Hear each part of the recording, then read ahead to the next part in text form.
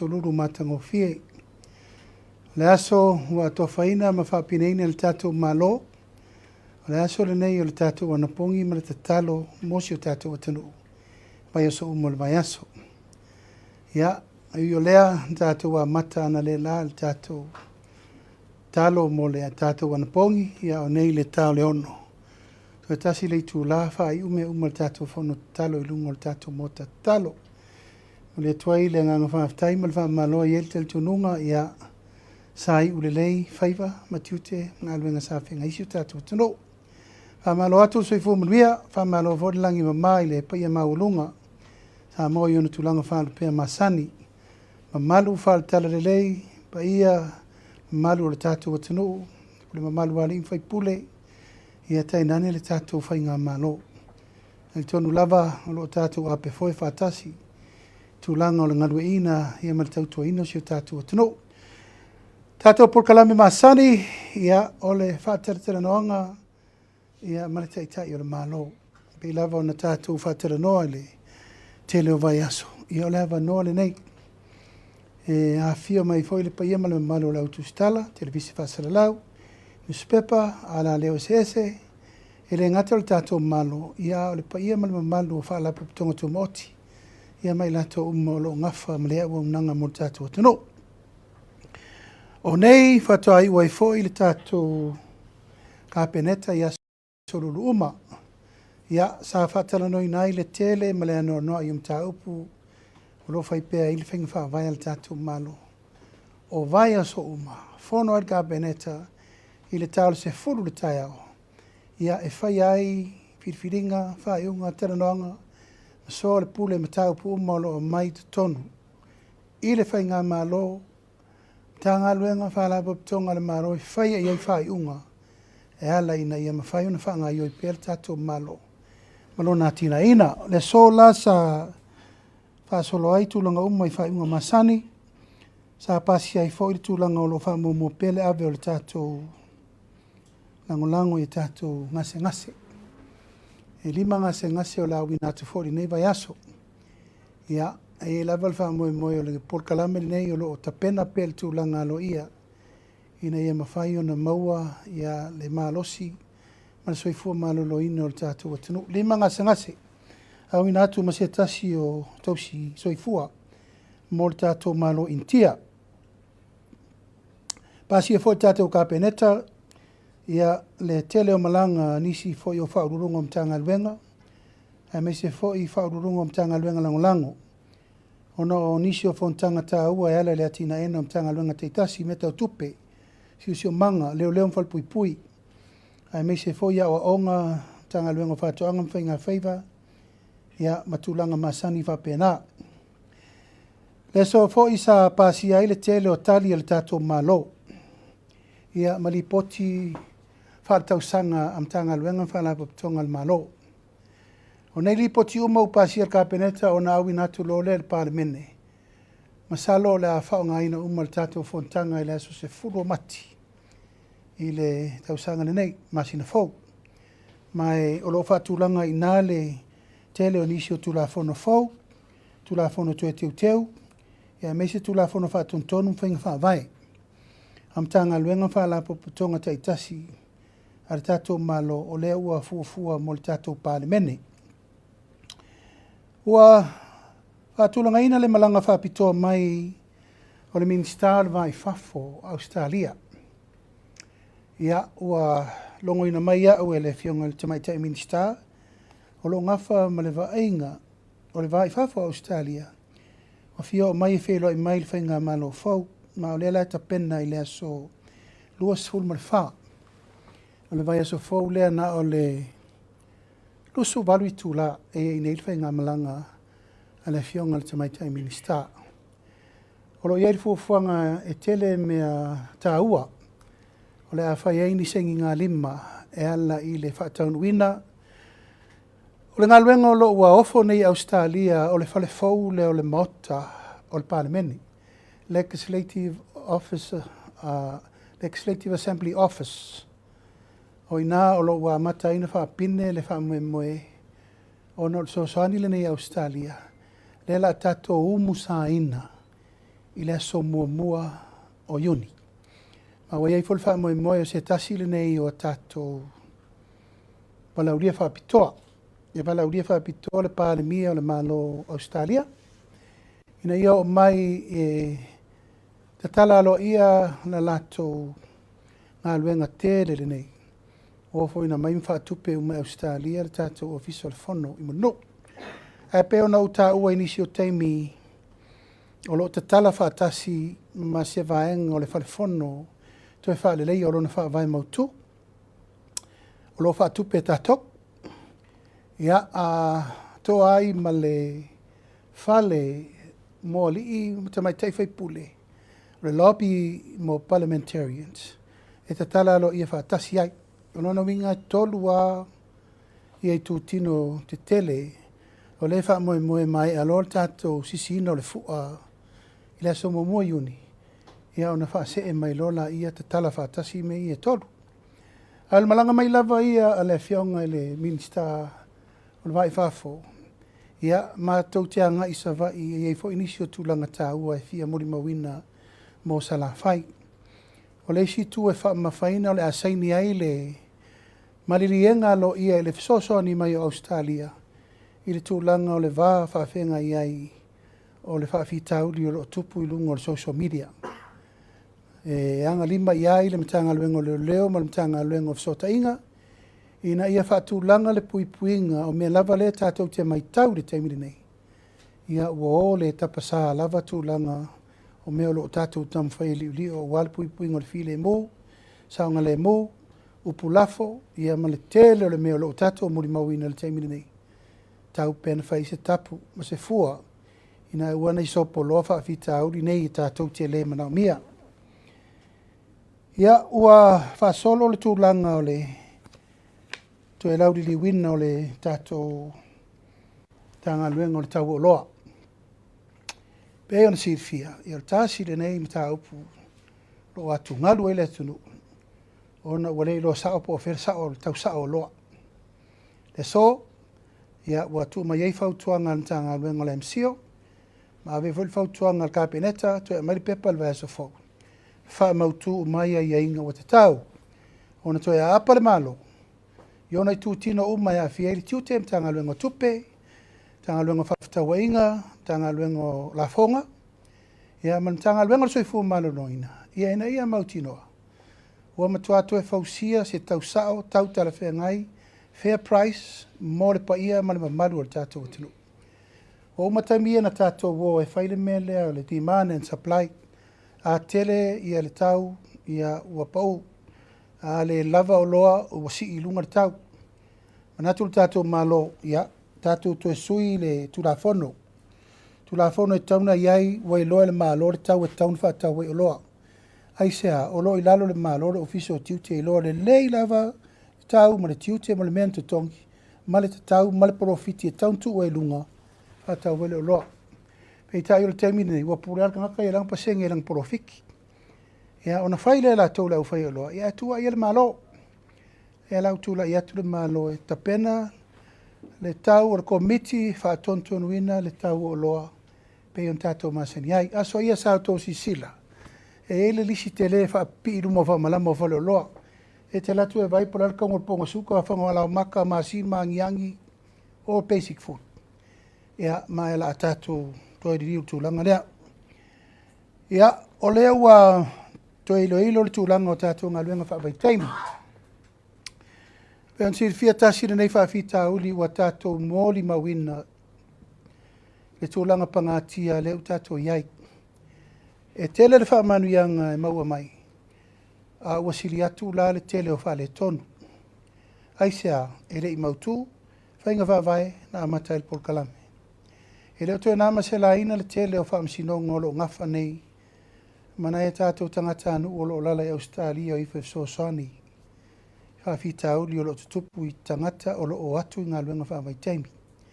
O la le taia i lato o lo tau le lei eile tunu. Ai eini si o lato ua matua o vala wal wha tamala. O lo tu la ina i lumo al wha msinonga. Whai o la mi o le pulea. La mi o le popoi. A sori ngā tu la fono i wha lau wha saina i am tulanga wha pena. I le nā masela ina foi ia ua leila loi fol tolu sfulu tino maliliu o tātou tangata. Ua whano, talu nā mata por kalamene nei. A ua manatu o tātou whainga malo, la tātou toi liliu uma whainga vāvai. Aisa, o le mele o tupu nei. E ilo solo mai le au malanga ia Samoa atoa. O mai nei le tau langa whatoa whiri te teifono. E atu i o, e le masani lesi lesi, e atu loa su e sifi. Ma ua matua i le tu la i eise a nganga o le ngā lurue whatasi. Ma le nganga e tau au na wha longo tangata umo le tangata taitei malanga. O mai tau ina foi, wa mai lava e tangata whainga luenga lai whafol whaupunga lea. Wa watu na o lātou na o so. Ai poloka ai le tolu wafe tangata i e le i maua lava ni avanoa. Manatul tātou whainga malo, o le a ave le avanoa i tūre i pule mamarua li in whaipule, me momoa. So se malanga i whiri le pule mamarua li in whaipule, e leise si e whaale tonu. Le angolo i eile li o le pule mamarua li in whaipule, e pui eile a mio, pulea, ma le tau le leia, ma le tau aloa o le nuu ma le tu malo. Ai le ma fain tātou o le mele, na tātou mai al tau langa, ta whiri sau noloa, pule sau loto, le anga ele o ieini au lape o mea ia. Aua manatu tātou whainga malo, a vele avano i tua. E whiri mai ai i la tau moni lava. E ta tau no i malanga nei. Nā mele tupu le teimi nei, o tātou whaia onga, o tātou tentau sima, o leo, o tangata le whainga luenga i hotels. Wa whaale tonu ai maua unanga tātou nei. Alfa mo e mol bloketi nei, nā o tangata, e leo o whainga luenga. Ya, e tua la il pule mamaluali, in whai pule le tūlanga le nā. Mai ta tauna avele avanoa mo i lātou, e ngā whatau di maina le mele. A ua tele i atua lalo le au whai whaltele malo, whai a onga, leo, teni tau si mai matangata. O ngā solo mai, ona ua tuu tāla loa tere whai ngā vāvai. O lai whai ngā luenga, a leo toi ave i le avanoa. Ai misi umana i tangata ia e. Sa ta tau o na ave i le avanoa mua. Ia, le lau whātu langa le tātou malo, whai ngā vāvai fau nei, whiri mai, ele tu malo tangata e ave. Ua manatu fo le malo e whaatapula ngā luenga, o le taimi nei le maule e mai e le mtanga luenga. On tolu afe i New Zealand, tolu afe Amerika, ma le afe mon tupu le i Amerika Samoa. O tatau, ona whaise fua, ina ia whae titi rale mele nei, ua o tātou tangata i whafu. Ai rei nisi e tau tua ina le tātou watanu. Wa tō tele u tātou o i whafu e ati, na el te mau a inga, o isi atunu. Ia umane, o le tau suen tangata e tau whaifoi tātou ati nai. Rono winga, o te tau na whaile tapula e re te tau ona ova se whainu mela. E te tau ona ave i whafo. I le lipoti na watu nel ka peneta na lipoti le mai Australia. O le tupe maua Australia na wha tupe mai le lipoti le na aso se furo Fepuari. E tasi le piliona tala Australia. Le tupe maua a Australia e scheme le nei. E Afioga ile Palemia ako. Tasi piliona Australia. Ai 2% o le South Pacific. 2% o le South Pacific ato. 2% o no winga la o Samoa le to tonu 2% le. Ya, na nai ma fa nga e watu e fa malama i le tunu. Da tatou sao o le isi atunu. A le level playing field ma le fairness. E tatou te vaila tūlanga lea. Ono tūlanga o le lava sa tatou o le tūlanga o leise option. O leise si me tatou te suru iai. Le an tatou o i ave. Ya, a le o tapena le malo isi tatou wati na e. O taun tatou toe liu i le tō whama mana tunatu. Po whea sili. Po lo walu ave lo wafu i ol me mangui aile si akungu. Ya, kia isi o akungu. O longoina le taunu mai o le Palestine sili o le tātou chaika. O le atali malo ai tātou i le asolusu lua, i le asolusu wha Fepuari. Pasia il kapeneta i o se tasi le nei whaalapo pitonga chaika. Te le rātou sao ia Samoa. Ma ua langona e tau pēna whaisa tātou Feiloaiga. Le lai mao te whono e le. Mai se fau, whatasi ma le minista sui Palemia o Torupe. Ia, na whaero se whaalalo le tātou kapeneta. I nei foi whaalapo pitonga wa levalan tau tua si o tātou atanu. ele me malo Japani. Ua maonia ile sole matuina o le sefuru valu tesi malirima miliona o le tato one government grant. Ma ua maali lie umal ka peneta i le awala ua tatau o na whaatino el ploketi nei ma ua tatau loa na whaaluloa. O swinga wa iai ua whaamamulu uma se leni il tūlanga masani ia onga uma tu maoti ma onga ekalesia. E le aise mea o suia mai mea uma sa whai mai ere por kalamere nei mai le amatanga mo a onga ro iai mana onga whaapitoa a onga tu maoti a onga ekalesia ua whaamatu uma itua. I le tūlanga ia ngafa tauri mai na pel por kalame iai a inga ma mena whaavai ai. O le swinga wa iai nei, o a onga uma leito tonu o nuu ma Afioaga. Primary, secondary, colleges, o le angafa lea ma le vainga i to tonu o le fono whaavai. O le alua tu stupe o le avai lalo le fono whaavai. Momua o le tu stupe o le 2 miliona. Ngafa lava ma le tu malo ia ma la tau whainga whaavai ma mea o mana tapena. Lona lua, o le istu stupe ia o le angafa le ma le one government grant.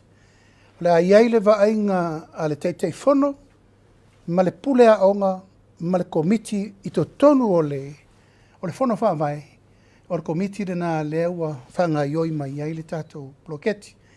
E le to iai ni tātou komiti pe o le mele sa iai momua. O le atu uma le Feiloaiga pili, i le teitei fono, le pule a onga, ma sui o le komiti o lela i to tonu o le fono whaavai.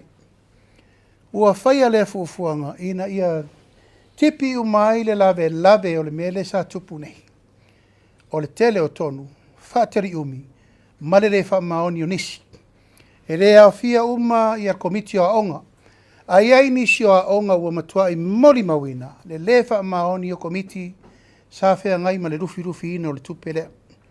O manatu wairka peneta, tātou whawhaingo fie, me whaingata, ia mame mamafa. Tasi a le pūlenga e tau ave ai mea ia. O le tātou whono whawai. Ia, mai ele e titi ai le nganga whawhitai. Ia, i lato o malawa sa tau asaina mai le ngā luenga wha komiti o onga. O te loa, ua wha i wina i tūlanga tau komiti o onga. O ani me le leisa au tau whaia le tunu i futia wa sola vi ia le ri.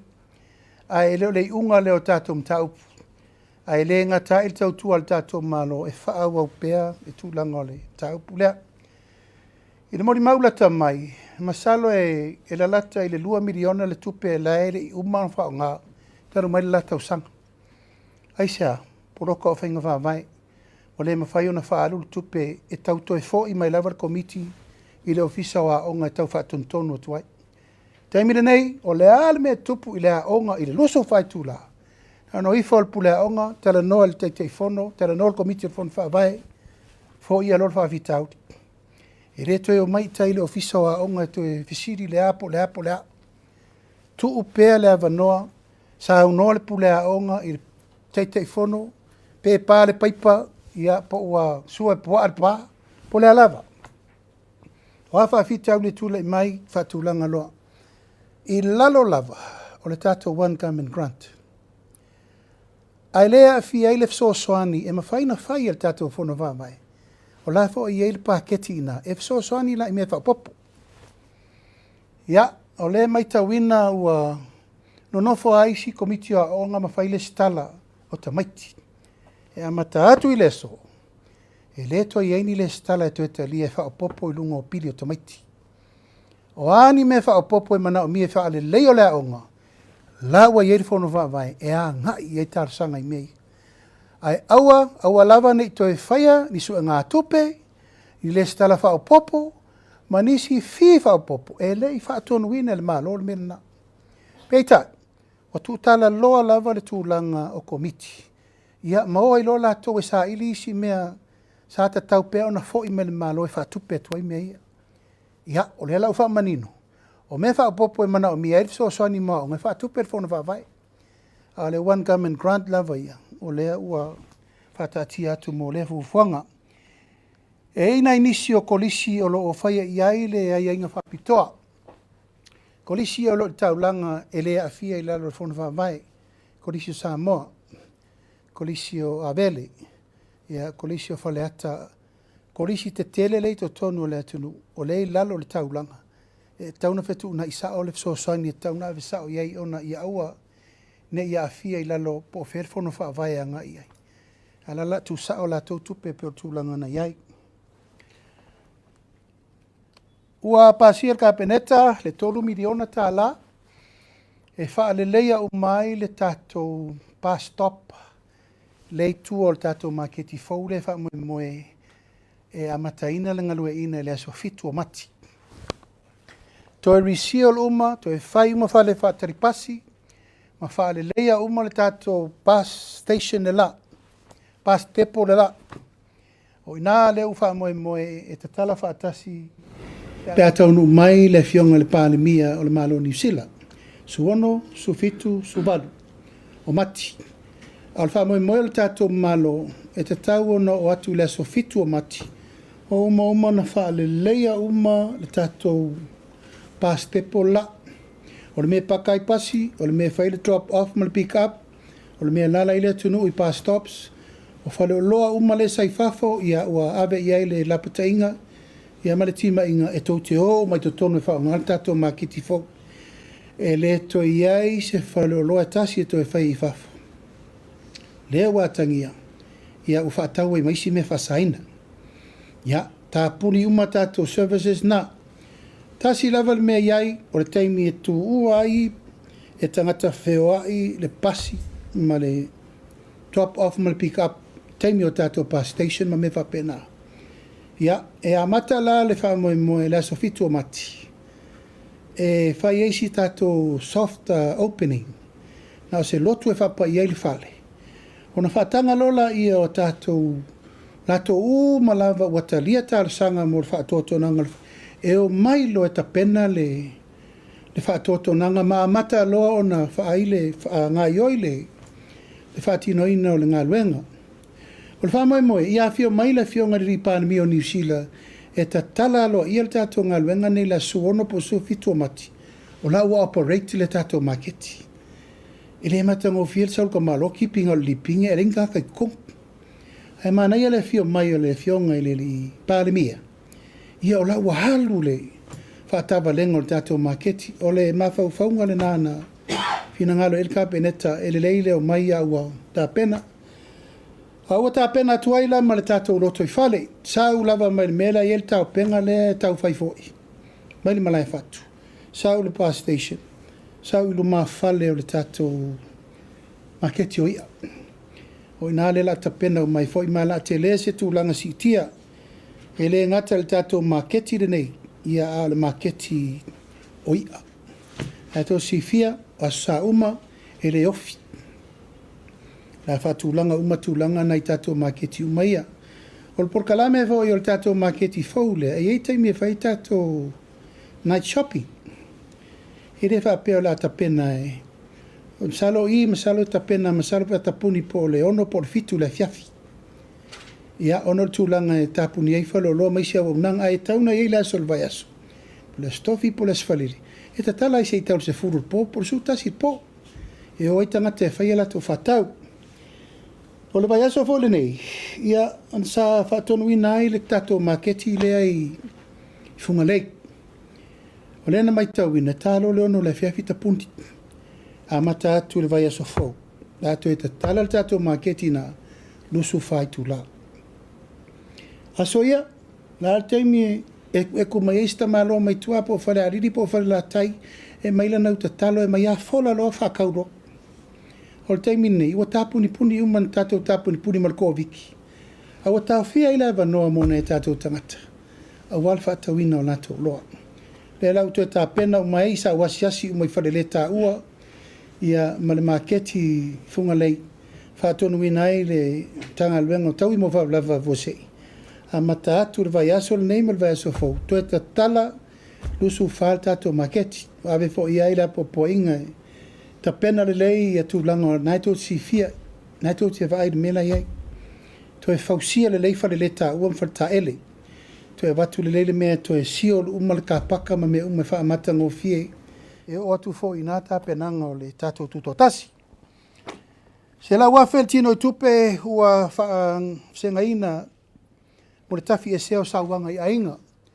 O ei uma ia tanga luenga fo isa tusitala sanga mai le nei la vea i whapitoa o lo iei la tau po le vaai o la tau e longo noa la tau mo tupulanga televou i o tenese i a Salvation Army se lau wafe tala tufa ina tu ia la tau lua fa ono fa la poptonga. Ia ua ta pena le tatou malo mo le tatou whainga palota. Si fia ia le ua ta pena i le aso lusu fetu. Ma sina nei. Ta pena i le whainga palota sa fata mua ia mawaisi ngano lua. Ma uman pasia i le soltino i tupe se lau fitu sului vafe. Mo le ta penanga o le tatou whainga palota le nei. Ia o mai ana tu inatu fo i le tulanga i le ofisa o whainga palota. Ina ia whaataunuina tulanga uma peo tulanga masani e ala i le tatou whiriwhiringa o tatou whainga palota le titi. Ua ta pena le tatou malo, tatou te tali malo, e lua fono te tele ia ua ta pena i le tatou malo. O le fontanga le ausua tusi uma o le lalolangi. O le ofa mautu le aso ma ua ave le ofa Samoa. E o mai umai nei le tulanga le ausua tusi uma a le lalolangi, pasai.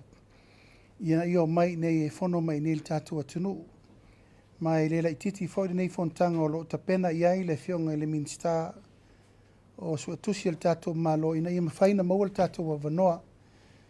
O fontanga nei whaatasi ma le fontanga taupu tau tupulanga talavou le Pasifika, PMYM, e usuia le surusu tolu ma le surusu limo setema, ma le Youth Summit, e te le fonatanga nei, ma i elfa moe te le fo isi tūlanga tāua mo tātou.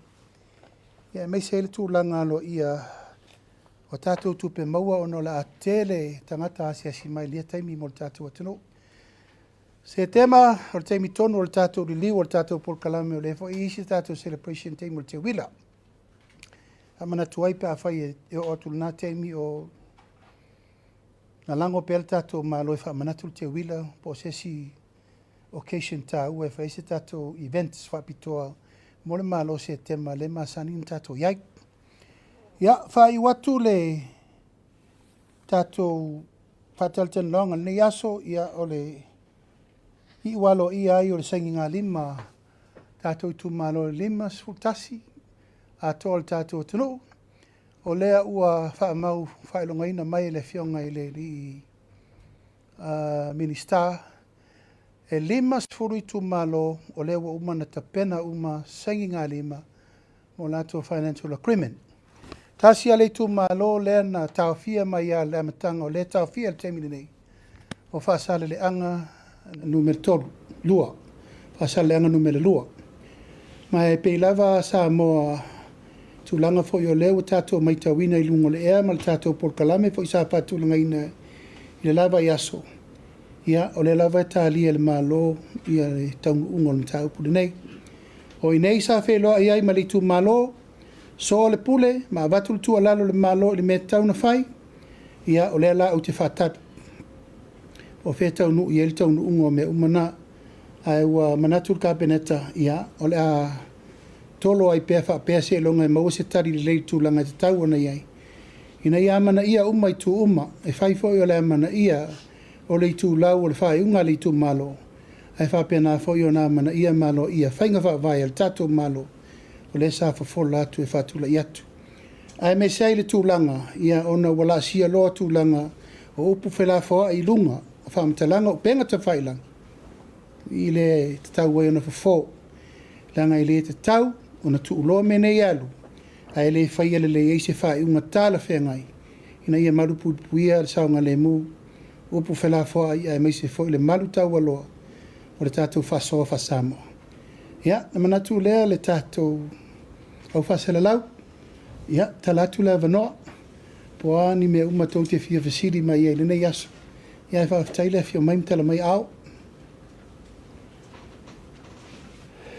Ya, faatalo fatu i lau fionga le taitai o le atunu uli nei tu lao le afiafi. Ma lo le sau noa i lau fionga ma lo fo ilon sa i tiu te mawhaiva. Ai tamua atu ia lau fesili fa mole lau fionga i le Palemia. O le tūlanga lea pas le malanga mai a le minista o vaifafu. O le woto mantua i o le simta upule sa tau mawhai mai i la vailwhainga malo o le wa mawai atu. O le tatau visa fo ile o le Pacific Engagement Visa lau fionga. Le sa tau ele i tau fia ai sa whaatalitali lava o na sa iaini whiutanga i ngā le fionga fo ile Palemia o mawai ia ma le tūlanga vo ile a po le a se tūlanga o iai ia Samoa ile visa le Pacific Engagement Visa le anga vai tangata i ngā luenga whawaitai. E mawhaina no fo mau ia ma avatua i malato ai ngai nei Samoa whamunmura. O tūlanga umana o lo liu la lo whainga whaavai le no whamtala atu nei. E tau an tātou whaiteti. E whai foi o le manuia mo la tau lao. A o le tūlanga wha le tonu mo tātou i le lei on tangata. A o lo tau whai whata oto whainga whaavai ina ia pā leni le lei. E whai foi o le manuia o Australia o tātou. O le malanga mai a le minista o le vai whafo.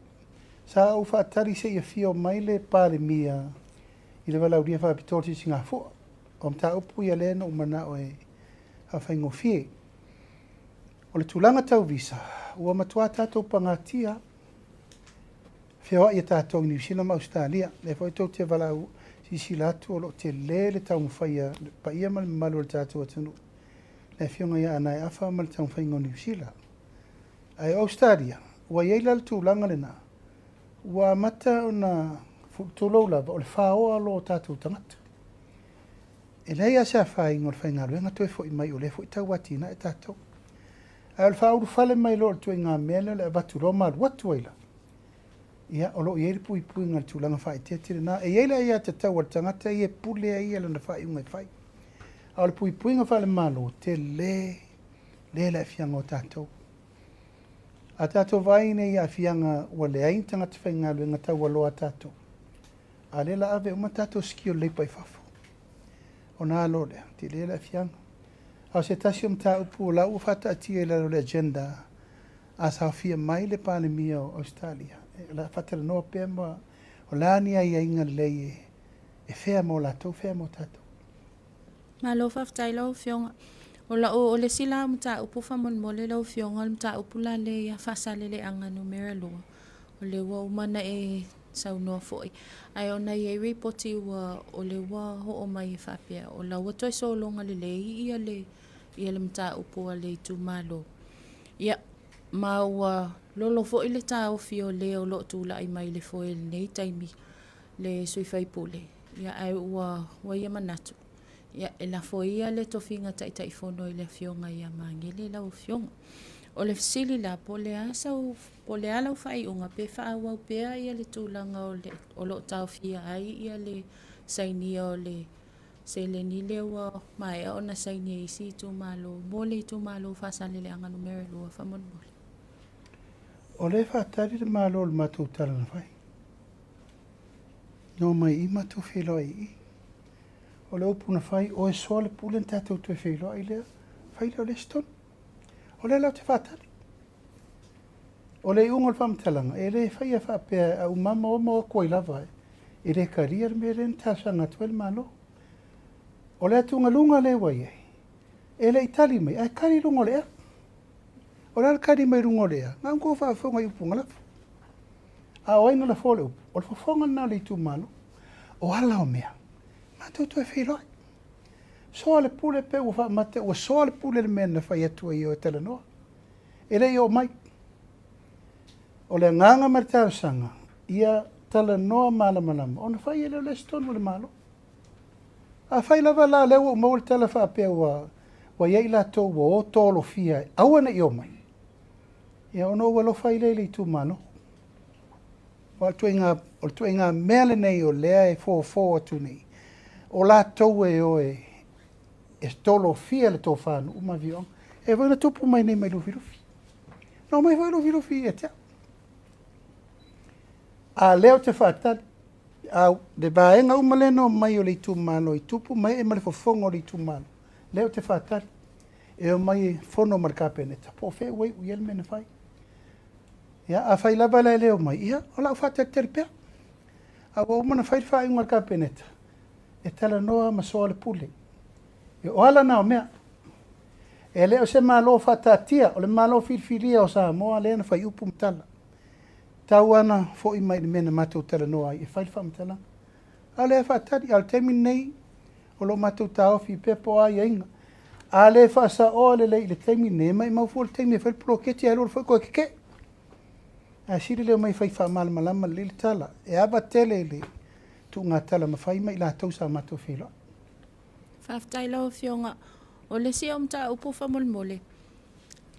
Po ua ia se whai unga kapeneta nei ai ngā foi ia lea sa teilo sa ofisiling ia mua foi lea sa mapisinisi lea sa Afia ile tūlanga voi lea o whale tonu o le eltisi.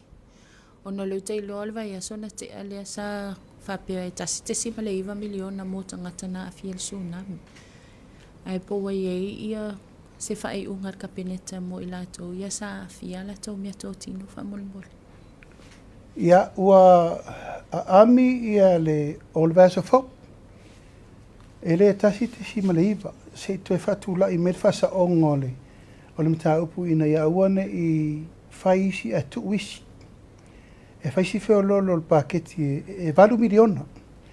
O le antala no ina nei e 2 miliona le tino i tupe a tu whaatasi umatalo sanga. A en talo sanga. O le lai whaatari le vaso fo o meile mtanga luenga e whaila la tōri poti rumo le kapeneta. Iana mai o ioi lea o le whatu a tato malamalama lei. O le taimi le tato power fo lea emergency. Taimi lea na pepe ai power pe ola. Pe oki. Ia. O ina le sa ave ele sanga i a inga uma. Ina ia a mai la to claims. Ia nā lau toi avele avanoa i le tanga luenga o mai e a malili poti alo ia. E na whaino lo le whailo alaua wha atulanga le whamarianga. E le tasi te sima le iwala e 2 miliona le mela sa toi momori mai nei le. Numor ka peneta mo le ilo ilonga i le stupe lai titi. Ai ono le tato whaafita au lin tupu. Whaafetai, whamon mole la wala o fionga o no oil minister o le mtanga luenga o leo. Po o mai ia, po wa ia se whai unga i suenga fo ia leo i ale mtanga luenga i leo ia sa suspend whamon mole. O leo te whatali. O leo te whatali po lale i unga o suenga lana whai. O te loa se i talo le tue maula o fisiringi al vaeso nei. O whea wo ia. Whaafetai lau fionga.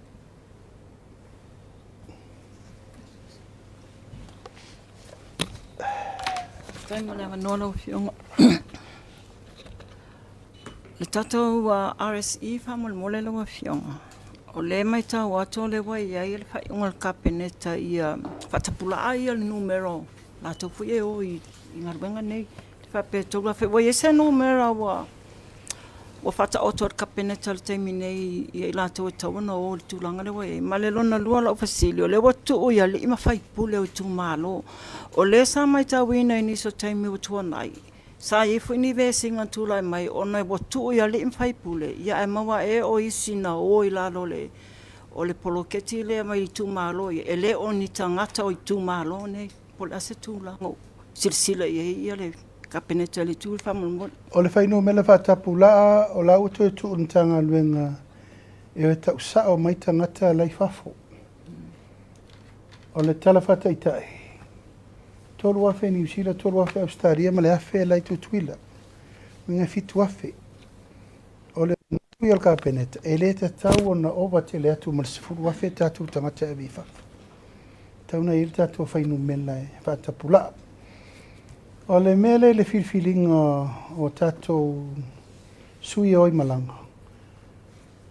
Na whai mo mua le mele o le mai o le pule mamaluari in fai pule pike malanga le sa autou sifia na mai malanga au lotu au telavou na ave mai e tolu malanga lo tu malo na ave e ave mai to tonu e kalesia na matua mai ta wina e le aio si me fane tonu le anga sai lalo le vava inga e kalesia o fio anga manu na tato mei mai lo le melo le piki o le au malanga le taulanga e le lau tato e lo le mele wa mate lona fai kengi a fai o ele tai tai malanga e na sa wale ia piki au kama masangi ko wo a o tau wale lisi le tolu wafe tangata o lona winga ele ai se ava noa e o ele si tolu wafe ele poloka al tulanga tauna faini na vavai a fa peo se malanga e o le tu malo le lei a mai le au malanga a mana o mai le au whainga luenga i New Zealand e watu petanga tatuai o no lasa umana train e na a fale au tuai a fale au fau ia maua pea le ava noa e o ele au fau e fau i mele malanga mua o ma fau na train e ona fea lola i o le mea o le o isi ia e wha amurisi ia e wha penana maua ava noa uma mole a moe aua manatu ka peneta e paulo le au wala e maua ai le tausinga le amio pulea o le pule mamalu ani fai pule pauvolo le au wala e mapo ai le wha moe o e kalesia nanga e piki mai e pule mamalu ani fai pule ma e kalesia tai malanga e wha longo malava le au malanga le kai malanga e piki mai kua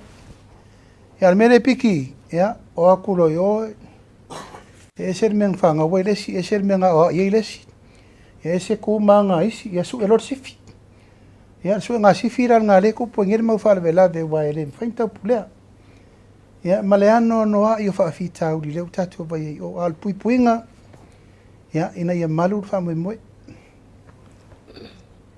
malo sa no lo fiong le tai malo o lo fesili fa mo le o le tulanga le sa no lo fiong ai le assessinga le ale vai fa fo le minister al vai fa fo me Australia le fa pe o mai fo e fai ia ni si fo e tapu po ani vai nga fo e tulanga le online pe fai ona sa no manino lo fiong pe o le a fai o le saule tangata le e fai ia ni ta iala pon tula fo no fo ia so longa le vai nga le e ta atia le ia o nei to ia ni online pooling e mi se la vai tulanga malo o issues o mama complain tato le file temini tato te ui Australia Facebook a venta op o mo yula le la saini le vao le malo Samoa o le malo Australia e ngaru due fatasi fo ia mele to po temini ale fo a matan ta pena tato social media policy we have to do it den fai tato tu tala lol mele o sawa le tu lo la vai fale anga le si sa vol menne so nga lafo a upo le si lafo le la tu fatasi ntanga luengo leo o le vai fafo on tanga luengo o sotainga tanga luengo puipuinga a Samoa ma form le tutino e va aia umatulanga i lunga Facebook ona malo si lo leo le tato fainga vai fatasi saini le mo yo tato mal malo Australia taun tato fa pe atu Facebook o le tu laulea o matua over tele fa tupu bevesi fa tupu ai ti ngam fa intal va fa fenga ile tunu o le tu lau voile wana la foni upu ya fa ina ile ya tata o restaurant e ma me umolo fa solo o le puipuinga la o le puipuinga mo file mo tato ai mai sea ila to o leo mai ma folinga mo ilu ya o mali ria la o mai la vala tali pupu ngal temi au pese me no voile o pe se me ula ai sawa ke palau vale ma fai mai lau sau ngai le si o pule ai o pe ya ai mal sif ya mal puipuinga le na pito isili na dio le temi ne ya o pulafo ele na ti o le lava tatou te mai tau ua pa fe sopo ai le tulanga le mo al saininga la le tatou wai inga le Australia e ma lo si el tatou mo tu fata si Australia e pui lau tau vai le policy lau sa Australia sfurono tau sanga le tamititi santo e tango lungo le social me fola na tatou wo ile tatou tu tare rota tomiti ai sa la wo ka make it free anga omi al kerfongi alu i mere kaungari leu whaatulanga le malo, tato pepa, e ta pena ele vale, ma ole fio mai ole minister alva I fafo, tasi lea fea ngainga ole la saini e ole tato MOU ina I pui tato ma le social media. Tuli roa tuale fasili whangal mole loa fionga manule we in ta upule ole ta whata o tonga la ole MOU leo la a saini ma Australia. Le monitoring system le la whata otu. E fua na lunga le complain o tangata e la tutonu I a esele page pe o komeki lava I ngā luenga I ale. Ole vai mamau, I le tu e tu ufaua, mene nei se ilonga whaatali se complain. Nga matua amata I tū le lei I tū langa po whele sekta ewe iei. O le pui ngalau tele na. O isi tangata tu lau lava, o le lava tau te alu whaise whamangalo. Ia ngā kiri a lea ngā aru sa wea malu le mawawau. Nga ia inga le iei le tato PTU le lunga I leo. O le vainga le tanga luenga o leo. Forensic crime. Ma mea umala vai pui el tūlanga lea, o le amatua malu le le tato tilo I tūlanga uma. Hape el tūlanga na se longa complaint si fato afai. A oki ralka ngaka, se longa complaint si fako afai. A oki ralka ngaka, automatically, o le leso su eloka. Kusa le le me lea, ma defamation le aru temin nei. Wa lo le upule ma sanitato utera noi. E siri atu le tu ngā o lo ufa le nganga o le tangata ala e ola. E serious atu na elo le, ma le sorik ngatu la fono, murder. O lo ufa le anga o le tamari anga o lista. Ma tūranga na le tira le teimin nei. Mo le fasio tangata tau pulea. Mele nei o lo wanga I faitala le anga o oe lea ale e anga I mele whamtalanga. Ma le MOU na leo ta pena ato aila ma le tu tino le malo. Langa le stato tu tino le teimin nei. O le ropo oe whaia le. Oe whaia le wa ingo le tunu. Leisa si. O le rola po ia matale matafa ioi. O le puinga. Ala lafa upu I whawhengainga. O hoi tanga te sa whai. Ala lafa upu te o le malo. O hoi sa whai. Ala lafa upu le stanga taola. O hoi sa whai. Ale va ai te tauna iai whainga whamai. E laa loa oe out of line. Ia, wa e no wha oe mto e pingi oe. Ma wa o teimi wa tauna minoi, oe minoi, o le malo. Loa lau sauni le malo e te pena le tūlanga lea. Malo sa no la fionga o le se ofisili fa mole o le tūlanga lea leo fam tu o toile one government grant mo a onga. Ile lewa manino lava le tūlanga lea le la ave la lo fon fa avai.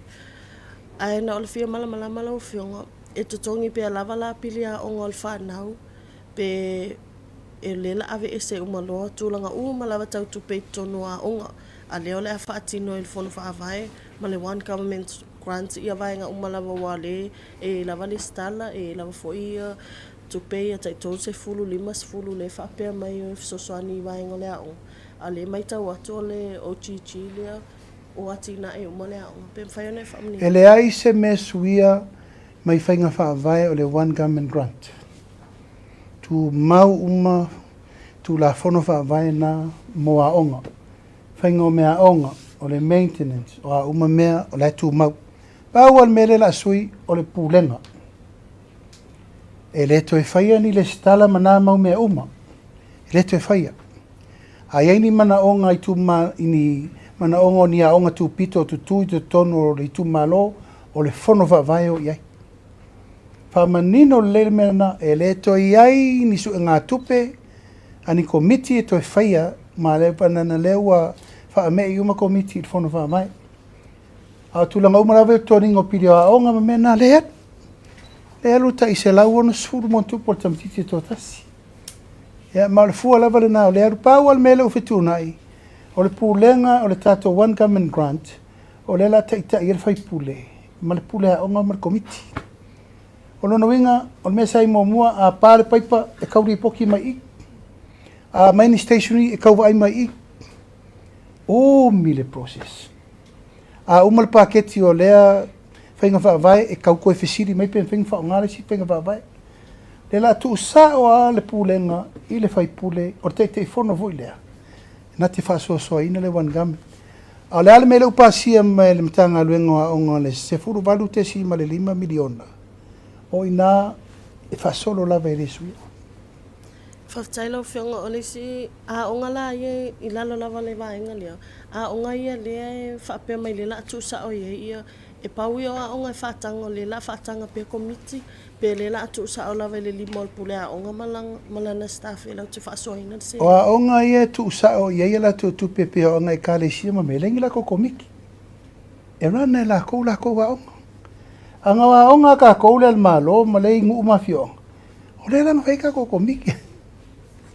Lenga le tu poinele tu langa le. Awa onga ia le kale si. E la tu sa o tu pe alu katoliko, alu metisi, alu le fakasa, alu ya onga ia CNS ma pala a onga fatu moti Robert Louis Mission School e alu sa o langa lai run e kalesia. Awa onga la ia tatou le primary, secondary ma korisi lai nu. E o ifola le fono fa vai o le la va vai o fono fa vai. Whaftailo whionga le se ofisili o tūlanga le tenki whiwa wale e leo maua mai le whorasanga lau whionga. Pen whaiona e sau nopa le ase update o i anytime. Ia, so ofisili le minsta o soifo maloloin. Ele vau ia fo ilo ofisili sa o le mini. Ili fo mai o le tenki whiwa. Kere i koe whaalongoku e sisi o Afia te lo lai whai pui pui. Whaftailo whionga o le se ofisili o le whanga solo ia consultation o le tamwhaingo tula whono ia ia ni vaenga mo fui mene na ia foi ia le so ina ia lava vaenga mo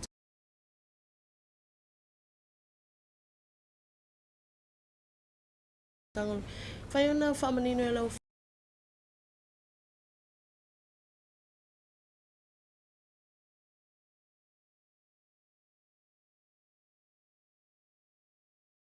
Pola sa o mise lava ia tula fono. Priority. E tau le atina ena le DDP District Development Project. O le a whatu langa le pūlenga atoa le la tau te whaangai o ina. Le atina e o nuu mawhio anga. Ma e tauna o atu le tatou paketi fōru ono rofitu. Whaangai o lalo le o le tanga luenga fōlea. Tu mau lava mtanga luenga e sata ua mtanga luenga tina o lela lili ua mtanga luenga o aingo.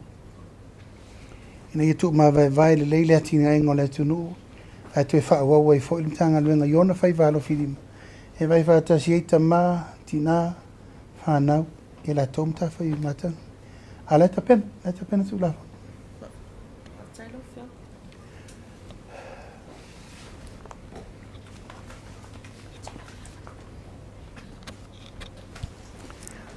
Whaftaitele lava I le no so I forman ria lau Afioga ile Palemia. O lava. Ia, ma lau fo I le ono sai, ma le whaapalpale. Ma le whaaloalo e fisili atu ai le auto e aveanga I le vaenga le mtanga luenga le soifua maloloina le ana e sau noa iai. Ia tātou ngase 5 le tapena e ave I intia. O te mantua sa iai I le tātou talanoanga mua sa fuafuatanga I le malo I le au maia leo ni fōma I whapitoa. Ia po le ase taimila tamai e tupua I le nā whaamoemoe ina ia mawai se whaamama avenga I tupe whaalu. Ia ai po o le afo I le taimi e mawhaiai o na whaia tonga fiti nei ma au mai fōma I whapitoa ia mai whafo po se taimila tamai. Pe o le ofisili le nā whaamole mal whaaloalo I lau Afioga. Ia, te losa au tā ua isi tātou whatatanonga mumua. O le ua iai ia nisi fo I o ofa no mai whatulanga lato sosani. E le ngata o le lato te awina tātou tangata I New Zealand. Ma intia. Au lato o mai le tapena le mele sa tātou nauna iai. Mua o le whaopopoino fo mai mo le au nanga I nei, lo toi whale, lo na lua, o le amaina o tātou masini fau I masini leo maua.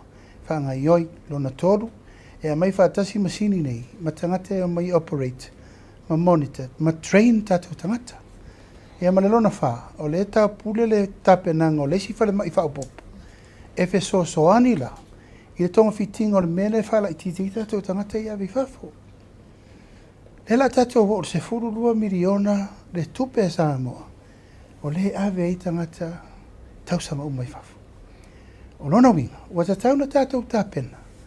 I le tūlanga, ia mawhaina sefe le tupe na mō tatou ini. Ai tō tele tuai tistanga te mwhaina Twitter tuai. Pea whaila tatou invest i le melea o le wha le leia tili tatou facility le uta. Wha tō tonga le lei, a maitanga te fsosoani, mwhaita o tonga i nei. Wha moe na leta atia. I le company tō tasi le na mō mai.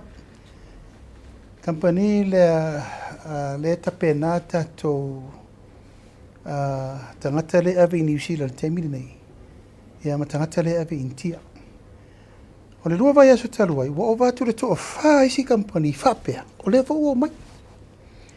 Eoi, a o le aikia la vaitasi, o le wha le leia o au au nanga. E masalo pe tolu company tangata anu esi. Ai lua company, ai filo mai e tama whanau uma Samoa le fo mai fafu. Tulau lava, e tai ulu mai e tangaloa lea Andrew Chang Mau. E vana whai ngā ruenga i New Zealand. Marita mai tai leo te wira pesivo. Le vana whai ngā ruenga i New Zealand. Ma o la ua voi, o lo la mua mai te mi uma te tupu i whaapla whafose ini. Sa inei le misela, sa inei le kōpiti. E o le li liu le tilo le tato minister ma le matanga ruenga. Ia awana i eisia si lea mana ia se o mai. E o le tu e se o whataua, o tama whanau o le tunu ua fo i mai. Ia, tu lau la fo i le whai atu Tusitala. A o la ngona fia ia o le tangata o la ua mai. O tātou tangata, oi na te te. Oi o la whapea tu a ue te sau o te fsosoni mai. La ua la fo, e minsta malana tanga luenga tilo mawai. Po o whea le whaalau e whai e le tangata ma le tangata. Ina ia matua tātou mawaa le lei i fsosoni o le tātou te manau mia. La le mea le sa tātou iei. Le angar siri skena. Le angar me o kesene. Wha le tonu le lava fo mai. Le aini masini wha tino ai il tūlanga o nanga. E anan to o tele tātou tangata e ave wafu. O tātou lei se hope e treat se tangata i nei. Alal tau le mai. Se 2 miliona tau sanga. Wata tau la ona fai se fufuanga. Ma le u fai. Ma msalo le leile se taimi individually. To wola i to whafsanga i mele minista whale mai. Te le tāpena nga le fai. I le la i titi. Nona lua, o leo ta pena les whale mai sa vai. Ai se alua, tolua so taluai. Na toi sawa i fo ile si tiara mai sa vai. E mai si alo tulola wana tuwa ile ua mea ilo na ao. Na e tau whaole mai male mangalo mai palauti. To e alu ale tatou waa tele le Lady Samoa. E mai le mai e tasi, lua so fitu afe. Lua so fitu afe tada ele waa e tasi. O lona wina, wata tauna whaale leile whale mai sa vai. Ina ia tu me tu tupu sa vai, tonga fiti sa vai. Ia, au le lava tupu, ele leva te la tupu salo po whatolu, o tu lau lava, o le si ngase o tina malantama. Ana le alu le waa e tuu atu le ao, o maliu. O mea umana le tapena, o le voe tapena le si tato fufuanga mo le whale mai i tūna i matu. Ono lea, se tau fō ia uma whaafita uli ia tatou te wawa MTT lo iai ai tu lou lava o te matua i la ngona lo o nganga whaafitai. Ona wa esele nei teimi ua whai uma mai fesosoani mo mia. Ia ua poa i le minista ma le pulenga fōu. Aua ne iai se fesosoani te ena. Po le alava a mai e whaatara noa na whirita nganga lea. Toa furi tangata malana sosoani mo le tunu. Ia ole metaua, ia soifua malolo ina. Ma ia aua nei tu lau lava, i le ngā tia e peo no whai atu e. I mea lava lena tupu mai manatu nei o no se tasi o tausonga sa iai i le ICU nai masinan te atu. O mana maliu atu le. O se whalongona winga ese. Ia e mafua mai, le lava me whainga ruenga, le lava fō mai, le lava me whaitonga fitinga. e tatau na tātou ngai o le taimine. Ma le lau whaasolo. Malo whaftai lau fionga. Ua lata i le afe le mamalu le tunu o loo mai moa mata po i mai lunga o tātou Faasalalau ngā Tusao. I le taimil nei mai o loo momoli mai i le lātou wha malo i lau fionga whapel whai ngā malo peitai. O lau fesili turi loa lea fitu i nātu wha molmole. O tā penanga nai whaia i le taimi. It takes time. Peitai o lau fesili. Ona o lea nā lua tulo i tutonu pena fio tulo o minista o soifo malo loina i tonu moli mau mai loa. Le tele o afiangala i le mautanga se ngā se pe ufa ngā ioi o lea se talala tamai o lea se ngā luenga wha leia wa iai ina ia mawhai o na keira mo le taimine ngā se. Au wha le tonu tutulu. Ia, ele o nā tia. O le taimine nei o lo ufa solo ngā luenga la vea. Ngā luenga tautonga fitingo o le o soifo maloroina o lo ufa solo. E to tonu le ono masina o taumtato wa isi swinga lake. Mo le avi natu o tato tangata mtonga fitinga i fafo. O la faua pasi ato te apeneta nisi o me wha le ia ili tūlanga o le au kiringi, o le au kuka lenga pisa i kokongi. Ia wha tūlangana o mea umalava mo le wha le ia atili o tūlau lava. O le wha maanga o le wha mai atoa. O le wha tūlanga mai o le tonga fitinga o mea ia le tatou te anga i le tuturu ma mea. E le alo, sao. Sao le. A o lo wha mua le tūlanga le fo ia o wha fita auri le maliu. Ia ma le tūlanga o le wha le leia i tūlanga o mea le tatou te tau napa ia i le wha le leinga o le mea toa ia le soifo malolo ina i whale. Peo no vai atu o le ta pena le si me i ele tūlanga le na le whale le i le temine nei. That's whale mai lau tae hele ato se rusu tau sanga. It's a brand new hospital. Alalmen tātou i whata mala tātou le maintenance. Whata mala tātou le vainga. Ia le la ua ui le mai tui ngā mele o mama mai i mamaku o ka e iaku o ngukiangi i. O leo wha solo le ngā luenga le tātou o le minsta o sau o uri umalo na lau au. Al temine wa. Whiororoi ngai au singa le singa lau e. Ono le wai sau noa ta ua le upulea o le maintenance. Ia, ono tu e mantua ila i o le vaalea leo ngā taifa leo tātou tunu. Le nau mai Australia. Talua i o le whaina tau mawhai e ave fesilingia mo le au mai o le ngase le mai sawa i awha mai o lai whale tonu. A ro fionga le minsta o leo. Po le ase talala tamai o iai le vaalea ngā taifa leo wai le umal mana o mai yo nai o va tele a le se tala tamai le maintaininga po le tausia le lei o va ai leo nga tai fale fa tasi ai o le fo ina mali wai ia se tasi o leo talu leo e fa tino nga luenga i tamai va ai le ta ona fa tino ai mal fa alo na longo a welcome sina lango o la sa ye me fa le ton mai o man tu fa fo ia tu langa le na o tūlanga fo ilea na tupu ia tūlau lava peo no whaamtala tu mōmua. O tūlanga lava i whiutana ingo ngā luenga mal whaatinongo ngā luenga sa whai. O ngā luenga le na maliu tūlau lava o tere tue mana o tue fo i Tusitala. O na le lava ua tātou lango mau le uso lea na maliu. Ai o lo tiro le whai ngā whai unga. It's all about decision making. Sa tatau o na longo e le kapeteni o le nā whanua. Le komisina o leo. A ele i o ese tamaia ma le whatinongo le mena leina o peo nai sao noa. O le mena leina mafua na o le operation lea. O ai sa fesili i ai, o ai fesili i ai teimi o i whapea. E meise o le lolo wao le tau o le whatoa o mana whaile popo inga pui le a nga i teili mata i le ngata i whale. Peitai, e rei longo ina e kapeteni o le nā whanua, le komisina. Le mele nau e whai. E rau tupu me le whawelawe, o i rara kua i e rei authorizing le mena leina o. Ia ua tupu le whawelawe. Le lau tātua vai, ua tua le soifua o le tangata le. Tūlanga ana ui alau mea wha longo sawa pe mai, ta tauna longo le komisina le vang whairanga whaupunga. Aua kou keo i ngā kai whale o le so wā mga kai. Ma whainga tāle mea. Ai muri fo. E rei longo ina. E la fai susuenga. O mano whatonua le komisina. Fai susuenga. O le vili mel komisina ia te au ile. Vaveao le utupul wharevela. I la fiafi le utupul wharevela. Pau ala ofisiri no ofisiri mai. Sa fai ni ofu wha o la tama. Sa uno mel komisina. O le upu o le tama le na au iuta. E leise mena fai. Mena sa u te kinga.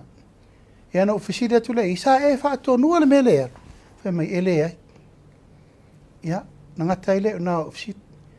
O le lava lai wha solo ia suenga ala tau ia feola.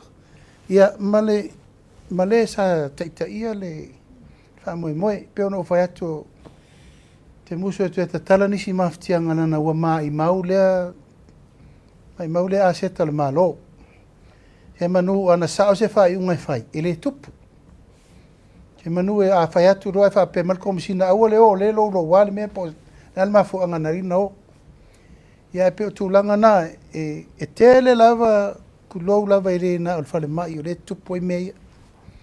E o volim tanga lue ngā leo le fo e tau whai atu whai unga. Tulo lava fo i to e tau fo i le me len tupu tamale o peni amina i o i fasto.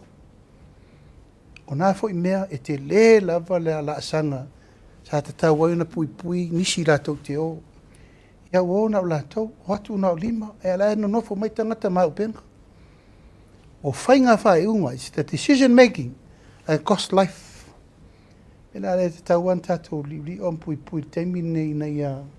Ta ua tu tupu mai mea a sa ieri tatou whai unga sao, mal whai unga whai tu la fono. Malo sa no lo fionga. Visile tu le tu la kale le matanga luenga malu le malo. E ia nisi o malo na afia nisi o soringa tula fono tau sangan se mbaya today. Na wha malo lo ai wha tino ia suenga. O le tala muli ane, ia o le sato e wha wau ngā luenga o na e le wha mau nia mwha pele lava ia mau. Le suenga le wha tino le temi nei o lai ia ngā ilo ia o na i malo le na liki mai tua wha mtalang, al matanga luenga. O lai wha tino ai sui al matanga luenga. E le whala al matanga le tunu, lau fionga. O le fesili lo fionga pesa e se fofonga e awina mai ni si mai fa foi fatino suenga ia malangang faalol. Ia, ia le upule sa masani ona ngana i foi le sa vea ma minsta mo. E pule leo ia la to suenga. Fa pe la ia la to tu la fono e. Suenga ta upuna. Whainga wha vaila vaia i lunga o le puipuinga na molmtanga luenga leo peitai. Tatou vaila le teimini wai whale le matenga pelo me le tsau no iei. Wai ei tu langa le na ua fesiringia whai unga. E toi whai ai tono le mtanga luenga. I rau la teimi wha a ministao leo. O te leto e talia le mena na teimini. A o vai atu ni whai unga e leta le whengai. Kau rona vifo i lesi step. O ieli tūlanga na mawhatianga na lei il teimini nei. O winga wha la tua mal wha kenkengi e le whai mesa. O ai lava le ima maru le malo wana soli tūla fono. Whai tūla fono. E le wha pēa mawal leo le ai isa o ngale lokale, ai a mawal kakala i whafo e isa nga lokale. The law has to be fair. Ai pēo no whai atu o le tau wha sao atu nili tele om ta upu. Ma le ai whisiringi e le tunu. Ona tau vale ina i fuala ia o le te leo le mtanga luenga. O lo tau whai while mu. Ma le mtanga luenga o le puipuinga o hai. O le malu o le tunu. E na maua nei, o le lo ia le sai, o na mau i fuala u whasaina lang sola. O whea la le tato liu. Whea le tato vavai, la sa whea mai sa positive le test. A whai la sa positive le test, o whea la le tula fono. A matara ano se tangata i whafo rea tango whirwhala u wasaina, nan meo ye. E charge loka. Pei o isi tangata umalala o loka. O atu ngalunga na le tātou te vavai. Mai e le tu whaua le mea le teimine nei. I lo tu la i le vainga o le tanga luenga e tatau o na toe wha mama umame nei ina ia malu le tunu. O le malu o le tunu. Ai a whailo e le malu mai i ono ulo le ua la matia lor soi fu o tātou tangata. Malo whaptai sau no, o le ua whalau i lopo, o le ua sau no, le fionga le minister Schmidt. I le tūlanga wha le tonu e peo na i le forensic audit. O le pesili le wha pea mai e le ai ia ni wha maunga e tusai e sasuenga ia sa wha tina DPO. O le ali sila sanga le sila i le malo. E toi wala au tangata nei le na i lantou ia le alo o a fia me. Po le ono o le tula fono le matau. Ia, o te le loa po la le si wha mamlamanga e toi whai leu sa unoa le minsta o so ngatusi. Ma o le au te lenga a toa le na o le matau. Forensic le wa levan tatou whaatali e po whea wai ui ei. Miliona ta la le tupena allocate. Whai suenga na o le kuata len e le imu. E le uman e si o na pauna o le o matau puno mai e tatou o kikai me whafo whai. Sauli poti sa me vape nei. O mai whainga malore nei, to e vaim to e tiro sau te led varito. E lawa i luma ni, lala ave i limo tatu, lawa ave i limo tatu lo yesili. Ma leo leo. E leise si me to e tu yen me lea. Fai suenga, o la toa a fia, fai ungal tu la fono. Ma e lem fain to e alofia me lea. Langa wa tele tala pe o le mea noa vo ile le fai mai, o le faa o le alofanga lau o whamei. Se mai mautu pele tunu, e leise me leanga na whaia. O leo mai ar whainga malo li tonu matoe ilo iloai. Le la ave lo i limo lo i asiri, wa umalta penanga al kapeneta. O malwa ili ringa al kapeneta na whiri eita ngate to limo al kapeneta. E elo la to mai whapito isu e tusima o kika. Mai le ripoti, o mea iela umau. Faasalalau mon tupu mea. Iela lau whatonu ave i limo lo i asiri, ma leo lo tu ulo di mai. Le sa fatu le sa walu wi mtafa yo ia le uta fia ia. Le na laino walu wa siasi umai far pui umma. A siasi o le manu o siasi i tai i tanu malala o to e alu o siasi vai ata. Na fea le tupe na far pui ma le pa ma meu. Le fatu a pasia tu nei le si di masela wafe, di masela tol sul fafe. E to e fa le ai vai ata. A fele men faini. Fele ono se la wafen faini me momo. Oi tu wia, ma e lema fai. E lema fai na toe alofia al mene. O i le tatou te loa i le nganga al mele tau fai atu fai ngā malo fau. O tupe le atu nu. E ta tau na faa aru sao ma ia. Tu tonu de me te tau na iei. Al pe al mele sa fai, pe na fai. So aku maringi rei siki. E rei ropo ingi saingia, o rei ropo irresponsible. Who was the point of contact? O ina saingia. Ya, o le la tu sao ai di mole. O tu la fo, ni tato va vai lo le. E le ai se alofanga. Ma le fa au lava le tele o mea Yesu su e mal temi nei. Ya, pe no va tu le wala le tu ai. Isi se furu fa miliona, ana al fa kilomita. Ya, o ai la noi vai. 5 miliona na ave le malo company e kia ma Samoa e fai le monitoring mal supervision. O la tonga luenga na fai supervising o le wala. O la tona o le tutino le malo na ave i ai le ava noa. E oi va ai le wala i le leimasa. A o ko vai fauring o le wala. A o tupeia e te tau na fai le lei a wala i. O tato a wala. E ren fai tato to e ofa pea. E peo le mea noa. It's a normalizing. Watu wale lei al watu fo wale anga tati ai whapea. E na la firo la ia. La firo la ia po ai la tali mei. E whapea na le lufi fina o le tatu e mana na oe. E wa ai e tupe le malo mo le rumanai. E le ai atu. I lo utaimi whataitei o le malo mo le whainga malo. Le whatu tua i le atua sama utasi. E wa ai umai tu umai ia. A tatou le whaasa o le teimini nei. E siri pe atu. Siri lo whamawai whainga malo pe a le whai al mele. O ani wha le tonu tatou sau ai mai teimi uma watau na lava. Pe ono whatu mamoe opu whaiso. Tu ul mele wha peo mel malo me whai tele le po pole e sesi a ngau. A loko ale ngoi. Teimini nei o le teimini le whaasa sao mea. Mai an marutao tupe le tunu. Awana i toa ise si sau whata furu pe sau so na whai whata utala. Wai whai ngofiana la lafa o pula i e teimini nei. Ono le ala ufi. I le toa ise ufi. Na e mori mau le atunu, masira sira whangapa ia le atua. Sa iri le mio tonu me ia wale. A tātou le whai, en tātou o ia le whapea. Lana luenga tātou e tapena mo le lumana i tupulango le lovawa. Ia o mai tupulango le lovawa le atunu o le leile me le tātou e tapena ngā ru te mili. No mai lau lātou whai se si me le lei mo lātou, ma lātou whanau le lumana.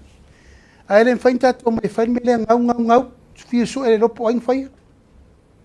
E le whapea nā le langona o nei o te itai o le malo, ma le whai ngā malo. Lo sin muli lo Afioga o le wa sa no le tulanga pe o na malanga mai le fa ulunga le chaika yo le fo e sa no le tulanga ni se fongo ro tel fono te tele ya la tali malo lo tatu no mo le tele fo yo pe ona mai tawina ya Feiloaiga lo Afioga ma le fa ulunga WHO ele ma atu Feiloaiga ma fa ulunga company Starkist ma le tele fa matele o isi e va ngo le tom felfenga malo ina ya sa ili pam nianga matina e wa ya le tunu lo tele malanga fa lo Ia te au i o te mori mau atu i le alofa o le atua. I le ngai mai o le toa tele o Halaipotonga. Ia ma tātou paanga Development Partners. Ia tulou, nai mori mau o tau. I le upu le tauna o whapea. Uma leil vai aso le nte nei, ma le vai aso le nei o utari malo. I ampasa fau, konsula fau, Halaipotonga fau. O le kalesia, le whaururunga le kalesia katoliko, le niunso le sau, le na te vai il Pasifika ato, sama Feiloaiga. O le whaarua le no Feiloaiga, tangata whapeta ita i le kalesia katoliko le Pasifika. Sama Feiloaiga mo mo lua fisulima o whonga Fetalai.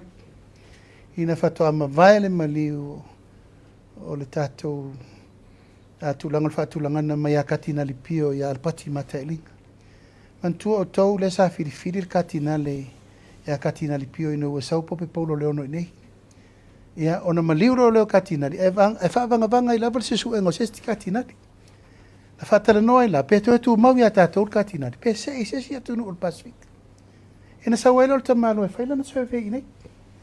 E tō tōrua tangata na sau interview. Na ole whaila utusi ala lotu e kāre sia katolika atua. E matu ila e pa. E mau. Na whaila na sau vei. Fo i elo. E a sau whai unga, wale ia tātou le katinari, aua se i tonga ia le bishop le maafi, le katinari ia il temin nei tonga. Ia ma le tele, o le WHO, o UNIFES, ia ma isi whala popotonga o mal tātou malo, o le ana nga i mai e Feiloaiga mai. O le anganga whaavitai, ia le mea lava le Samoa, o le a leisi mea tau te mana oi. O la le sip so soani to te mana nau. Se o le upulu na le sa ta fia whaalongo i. Ia au le ta pena le tūlanga o le tātou Foreign Affairs. Vai pe o ia ui mai uma mai eitna i tātou tangata uma i le tūlanga e siri on talawhea ngai. E le ngā tia ua sa potu mai le tele o asi e singo e fio mai. O le ilo le temi mua mola nei lela a Saul Palemia Australia, Saul Palemia New Zealand. Tātou tūtō tasi o le fwoi whaatari Palemia o Tonga, Palemia o Fiti, whonga Fetalai o Fiti. Ia, mal perestene mal whonga Fetalai o tutuila mamanua, ko wana siri mal lutena ko wana. Ia, o te langona o se teimi whanga e tia le nei, o na wauwai atu o anga i mairi sangi mai o atunu umai, whiwhela i mai si tātou atunu. Lawa Afioga malo lava sa no malo sa ila Afioga. E lua lava ofisili la tu ina tu ono tātou teimi. Ia, ola ofisiri mo mua o tūlanga peone iei le vai ino 10 miliona mo sa fata i tūlanga peone iei le vaala mo Afioga pe whentu mai stalata mai. Ia ma la ofisiri mo muli. Po iei se Feiloaiga la Afioga ma le malo Amerika sa mo tūlanga peone iei le angai mai pea o le whala u whaasaina le sa mai tutuila. Po iei se fufuanga o whaatino la Afioga. Ia, o le patua umatu le pontanga tele le whai mai nei le na fio mai le malanga tutuila ma manua. Na ua mai o na momori na mai le lato mau o le anga lue whaatasi Samoa tutuila le puipuinga. Te le swinga lau tapena. So se teime sa wale tato Lady Samoa o tauna siaki umauka mo le mainga e whai ele screening mo o. Mai ui lava ina mawana i mea la iti fo le vai aso lente atuni. Awa matan whai titia. Ona la tūlanga o ngā lue whaatasi tato ma tutuila. Oro ieri wha moe nā mai le tusi Laaulia tutuila mamanu au te aua i atu lato tuto tasi. Ia o tapenanga o tuto tasi e tutuila mamanua. O tapenanga pona o tato tuto tasi. Wa re tau te Laaulia umar ko vana lukena ko vana. Perestene o senate fonga vetalai. O lato waa e lima. O lato au kirikiki champing. O lato au voti. Ia o lato umana la mai e wha pisa o ima tumu tato watu nei le tūlanga whapena ma lato o siva ma lato pesi. Ai o tapena o te alu le ia perila lato te Singapore. Ia, mori le nganga whaftai, te loa ua taunu tōnu lava le teimi e wha umali tato por kalame, mori le nganga whaftai le pa ia mali malo le tato o Tusitala, siri fo ma tūlanga leanga i mai o lo tūwhina ngalo. Ia, wha maluru atu pēa le ato atu se tati. Moe la vaia ina i manino ma malama lau tō whafonga. Me se fole tapo i mai e si o tātou tano. Mo le atu le ngang whaaftai Samoa, i lau mai mo mai i le nei fo i tūla le fiafi. Whaaftai tele, tapo i mai, whaaftai fo te talo mai au alo le whainga malo. Tu sai le whaatinonga o na tiute, ia mai se fo i tūlanga le tātou wala wina waltau tua ino si o tātou tano. Whaaftai le po ia whaatala le rei, ia whaale atunu, tēnā nei fo i mamalu whaale malo. Ia vi ia le atua i me uma. Ai whai u se whaamtalanga i le abatuina o le whaamaisenga, ona le tuuai o le malo, le teitai o le kālesia, asfitu tutua tasi. I le sunga i le whawhengengi taulangi a le moana, pasta wiri papu, ia na maua i lungo penga ta whailangi. Ia u whaamanawa i le atua ana ngaluenga. I le fo i au auna whaaletala le lei sa tātou militino ma milimili au foe, nei tau sanga e tele le kālesia se fitu so whātasi. Ia, mo le atu wha mai senga le tātou whainga malo. Me se fo i le tāpua inga, le whale tua, ma le nofo alo. Me se fo i tangata lotu uma o le nei fo i tō vine. E le otu e tau whasiringia o tū mātila fo i tūlanga i a tau ati nae. Ia, me se fo i le tūlanga o le wha moe moe. Mo le atu fo i mo ngā lofa, i le fo i wa whidiwhidia mai e le kālesia tau veina tūlanga teitai le nei taimi. Ia o mamana a toa fo i manisio tō whinga. Tātou talo le te mau langi, ma o se nofuanga mau, ia ua fo i tūlanga o le wha moe moe. Ia e, amu ia le au auna e maua mai ro na matai o lo ngarua pēr. Ma mani atu le nea fiafi Samoa, mani ia tere wha sau saunga tātou Feiloaiga fo i le vai asa fo i le aso Lulu le taimi lewa le nei. Tātou por kalame masani, ia o le wha soa ma le teitai o le malo. Ia wha soa i foia, ma ia manuia le fiafi. Tō whase.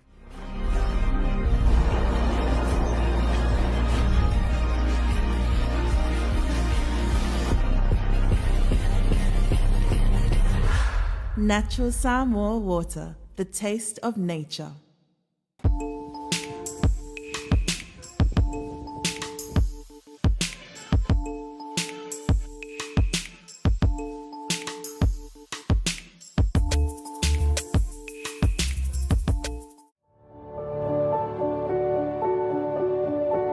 Unwind your busy day with a cup of royalty. Royalty, complete satisfaction with every sip.